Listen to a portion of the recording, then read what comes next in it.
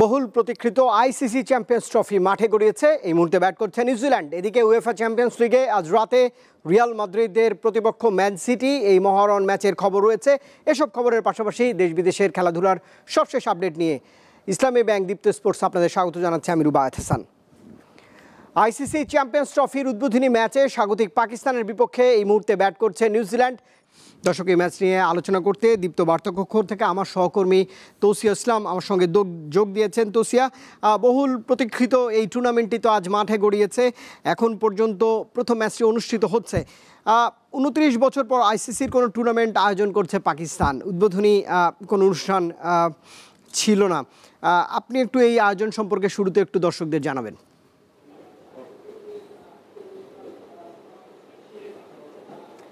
হ্যাঁ রুবায়েত, আসলে উদ্বোধনী অনুষ্ঠান ছিল না কথাটা পুরোপুরি সত্যি নেই। খুব সামান্য, খুব ছোট আকারে একটি উদ্বোধনী অনুষ্ঠানের মতো করেছে তারা।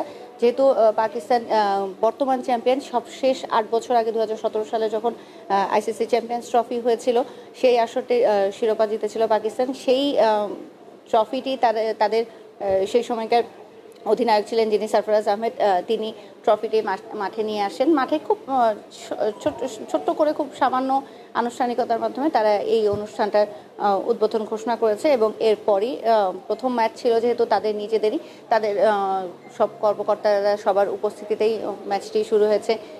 তাতে বলা যায় যে আসলে তারা একেবারে অনাড়ম্বর আর একেবারেই সাদামাটা একটা অনুষ্ঠান রেখেছে।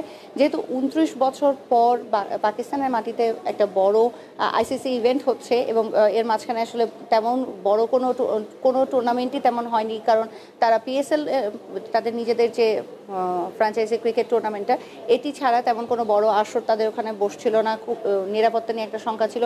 এই শঙ্কাটা কিন্তু এখনও আছে কারো কারো মনে। কারণ হচ্ছে, আপনারা জানেন যে ভারত কিন্তু পাকিস্তানে খেলতে যাচ্ছে না। সেই কারণেই এই আসরের কিছু ম্যাচ, বিশেষ করে ভারতের ম্যাচগুলো সংযুক্ত আরব আমিরাতে অনুষ্ঠিত হচ্ছে। এই সমস্ত বিষয়কে মাথায় রেখেই হয়তো তারা ম্যাচের আগ মুহূর্তে আর ঘটা করে উদ্বোধনী অনুষ্ঠান বা এরকম আয়োজন করেনি। তবে গত কয়েকদিন ধরে তারা কিন্তু বেশ কয়েকটি কনসার্ট থেকে শুরু করে বেশ কিছু ছোট ছোট আনুষ্ঠানিকতা তারা এক এক দিন এক একটা অংশ রেখেছে। মানুষকে জানান দিয়েছে যে পাকিস্তানে একটি বড় আইসিসি ইভেন্ট হতে যাচ্ছে, কিন্তু ম্যাচের দিন তারা অন্য সব বড় আইসিসি ইভেন্ট হোক বা বড় কোনো ইন্টারন্যাশনাল ইভেন্ট যখন হয়, তখন যেভাবে আমরা ম্যাচ শুরুর আগে বড় একটা আনুষ্ঠানিকতা দেখি, সেই আনুষ্ঠানিকতা ছিল না। তবে মাঠের ক্রিকেটটা হয়তো জমজমাট হতেই যাচ্ছে, এটা আমরা একটা আশা করতে পারি। কারণ মাত্র নিউজিল্যান্ড আর পাকিস্তান কিন্তু ত্রিদেশীয় সিরিজে যে খেলা হচ্ছে পাকিস্তানের মাটিতে, এই আইসিসি চ্যাম্পিয়ন্স ট্রফির প্রস্তুতি ম্যাচ, সেই প্রস্তুতি ম্যাচের ফাইনালে যে দুদল খেলেছে নিউজিল্যান্ড আর পাকিস্তান, ঠিক আজকে আবারও এই দুদলকে আমরা মাঠে দেখতে পাচ্ছি। খুব বেশি পরিবর্তন নেই দুই দলের। আগের ওই দিনের একাদশ আর আজকের একাদশের মধ্যে খুবই সামান্য পরিবর্তন এসছে। এবং আপনারা জানবেন যে কিছুক্ষণ আগে যেভাবে আপনি খবরটা মানুষকে জানাচ্ছিলেন, সেই সূত্র ধরে বলতে পারি যে নিউজিল্যান্ড কিন্তু উদ্বোধনটা ব্যাটিং শুরু করেছিল কিন্তু খুব ভালোভাবে। তাদের একটা 39 রানের একটা উদ্বোধনী জুটি ছিল, কিন্তু সেটার পরপর দুটো উইকেট তুলে নিয়ে পাকিস্তান কিন্তু আবার দারুণভাবে ম্যাচে ঘুরে দাঁড়িয়েছে। সেটা থেকে আমরা বুঝতে পারছি যে এই ম্যাচটি খুব সহজ কিছু হবে না। হয়তো একতরফা হওয়ার তো কোনো সম্ভাবনাই নেই। খুব বড় একটা প্রতিদ্বন্দ্বিতাপূর্ণ ম্যাচ হবে। আমরা আশা করব যে শুধু ম্যাচ না, পুরো টুর্নামেন্টটা একটা ভালো প্রতিদ্বন্দ্বিতাপূর্ণ হবে। এবং যেহেতু বিশ্বের র্যাঙ্কিংয়ের, ওয়ানডে র্যাঙ্কিংয়ের সেরা 8টি দল অংশ নেয়, সেই সেরা 8 দলের একটা জমজমাট লড়াই তো আমরা আগামী 2 সপ্তাহ দেখতে পাবো। না, নিশ্চয়ই। বাংলাদেশের জন্য একটু, যেহেতু বাংলাদেশ খেলছে এই টুর্নামেন্টে, বাংলাদেশের প্রস্তুতি কেমন দেখছেন? এটি একটি বড় বিশ্ব আসর, সেখানে কেমন প্রস্তুতি নিয়ে আসলে বাংলাদেশ পাকিস্তানে গিয়েছে?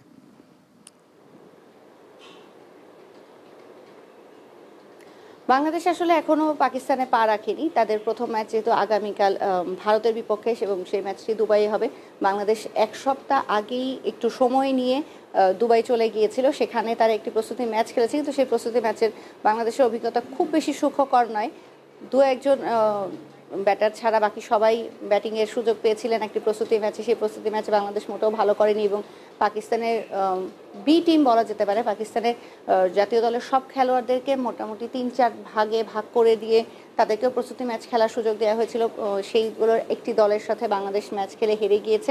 তাতে মানসিকভাবে হয়তো খুব চাঙ্গা অবস্থায় নেই, কিন্তু যখন একটা বড় টুর্নামেন্ট শুরু হয় তার আগে সবসময় বলা হয় যে প্রস্তুতি ম্যাচে হেরে যাওয়াটা খুব বেশি ক্ষতিকর দিক হয় না, যদি আবহাওয়া কন্ডিশন সব কিছুর সাথে মানিয়ে নেওয়ার একটা সুযোগ পাওয়া যায়, সেটা হয়তো মাঠে কাজে লাগে। আর তার চেয়ে বড় ব্যাপার হচ্ছে যেহেতু সংযুক্ত আরব আমিরাতে খেলা, ওখানে কিন্তু প্রচুর বাংলাদেশি থাকেন।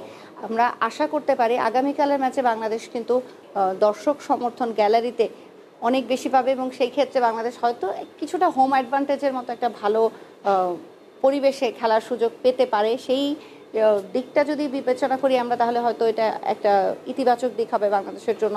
কারণ ভারতের মতো দলের বিপক্ষে খেলার জন্য কিন্তু একটা মানসিক প্রস্তুতি, মানসিক দিক থেকে এগিয়ে থাকাটা অনেক সময় দরকার পড়ে, যেহেতু বিশ্ব র্যাঙ্কিংয়ে অনেক ওপরের সারির একটা দল ভারত। সেই দলের ব্যাপারে বিপক্ষে খেলার জন্য অনুশীলনও ভালো করেছে বাংলাদেশ। অনুশীলনটা যদি মাঠে কাজ লাগাতে পারে সেক্ষেত্রে হয়তো ভালো একটা কিছু হতে পারে। রুবায়েত, তোসি, অসংখ্য ধন্যবাদ। বার্তা কক্ষ থেকে এই সহকর্মী যোগ দিয়েছিলেন, আইসিসি চ্যাম্পিয়ন্স ট্রফির বিশ্লেষণ করছিলেন। যেমনটা খবরে জানছিলেন, 29 বছর পর প্রথমবার আইসিসির কোনো টুর্নামেন্ট আয়োজন করতে যাচ্ছে পাকিস্তান। নিরাপত্তার প্রশ্নে তাই ছাড় দিতে রাজি নয় দেশটি। শুধু লাহোর এবং রাওয়ালপিন্ডিতেই নিরাপত্তার জন্য 12,000-এর বেশি পুলিশ সদস্য মোতায়েন করা হয়েছে। দেশি বিদেশি খেলোয়াড়, কর্মকর্তা ও ক্রিকেট ভক্তদের জন্য পূর্ণ নিরাপত্তা নিশ্চিত করেছে এই দেশটি।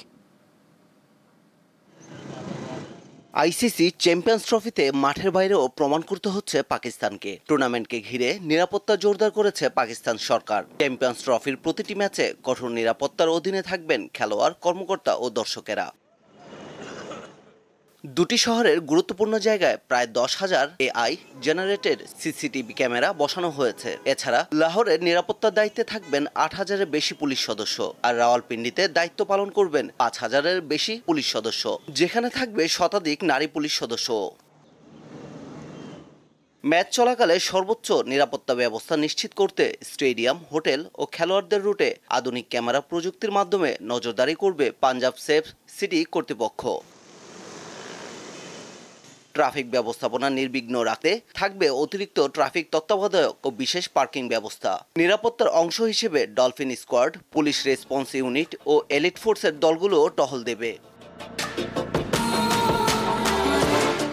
আকাশপথে ড্রোন ও এন্টি ড্রোনের পাশাপাশি স্টেডিয়াম ও আশেপাশের উঁচু ভবনের স্নাইপার মোতায়েন করা হবে।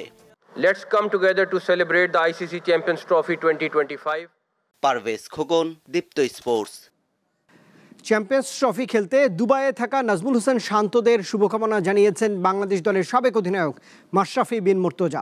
নিজের ফেসবুক পেজে এক পোস্টে মাশরাফি লিখেছেন, চ্যাম্পিয়ন্স ট্রফির জন্য বাংলাদেশ ক্রিকেট দলের প্রতি রইল শুভকামনা।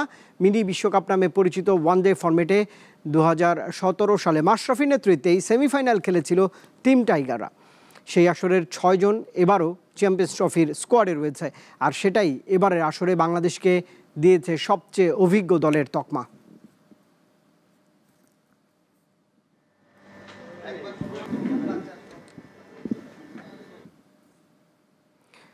চ্যাম্পিয়ন্স লিগের শেষ 16 টিকিট নিশ্চিতের রাতে মুখোমুখি হবে দুই জায়ান্ট রিয়াল মাদ্রিদ ও ম্যানচেস্টার সিটি। প্রথম লেগে 3-2 গোলের জয়ের সুবাদে একটু সুবিধা পাচ্ছে লস ব্লাঙ্কোরা। একই সময়ে পিএসজি এর প্রতিপক্ষ ব্রেস্ট আর ইউভেন্টাসের প্রতিপক্ষ পিএসভি আইন্ডহোভেন। সবগুলো ম্যাচই শুরু হবে বাংলাদেশ সময় রাত 2টায়। ফুটবল বিশ্বের জন্য রাতটি বড়ই উন্মাদনার। মাঠ ছাপিয়ে এখানে ইংলিশ আর স্প্যানিশদের অস্তিত্বের প্রশ্ন। কারণ ইউরোপ সেরার মঞ্চে 2023 ও 2024 সালের দুই চ্যাম্পিয়নের যে কোনো একটিকে বিদায় নিতে হবে নকআউট পর্বের আগেই।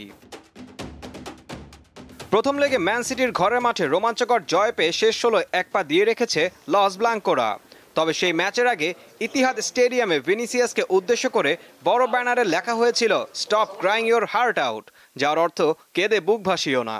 এই খোঁচাতে যেন আরো তেতে ওঠে ইতিহাদকেই চোখের জলে ভাসান এই ব্রাজিলিয়ান সেন্সেশন।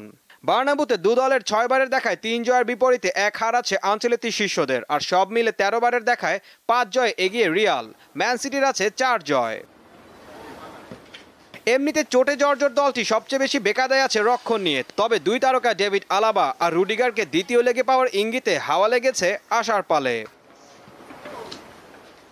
এদিকে ম্যান সিটি শিবিরে এখন বিদায় শঙ্কা। কোচ গার্দিওলা আগেভাগে বলে রেখেছেন রিয়ালের মাঠে তাদের জয়ের সম্ভাবনা মাত্র 1%। তবে মাঠের পারফরমেন্সে যে কোনো ছাড় দেবে না সিটিজেনরা তা তো জানাই। ব্যালন ডি'র জয়ী তারকা রদ্রিকে স্কোয়াডে রাখলেও এ ম্যাচেও তাকে বেঞ্চেই দেখা যেতে পারে। তাই হল্যান্ড, ওমার মারমুইশ আর জানুয়ারিতে নতুন সাইন ইন করা নিকো গঞ্জালেসকে নিয়ে পরিকল্পনা সাজাতে হবে গার্দিওলাকে।